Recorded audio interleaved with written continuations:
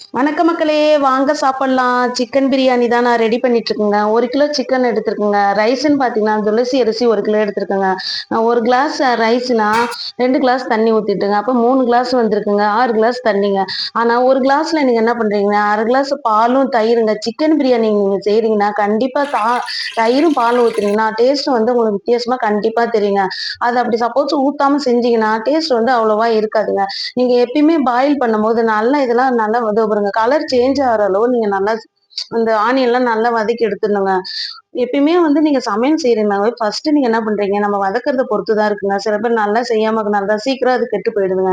நீங்க பிரியாணி செய்யும்போது எப்பயுமே என்ன பண்றீங்க, ரைஸ் வந்து செய்யும்போதே ரைஸ வந்து தண்ணி ஊத்தி ஊற வச்சுருங்க. அந்த ஊற வச்சு ஆல்ரெடி வச்சுட்டேன் பாருங்க.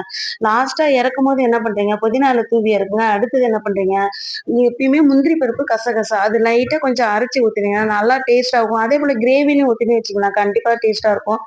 தண்ணி மேல ஆயில்ல நல்லா மிதந்து வருங்க. அப்பன்னா கரெக்ட்டான பதமா இருக்குன்னு அர்த்தங்க. ஒரு 2 விசில் வச்சு இறக்குனா போதுங்க. சிக்கன் பிரியாணி ரெடி ஆயிடுச்சுங்க. வாங்க சாப்பிடலாம்.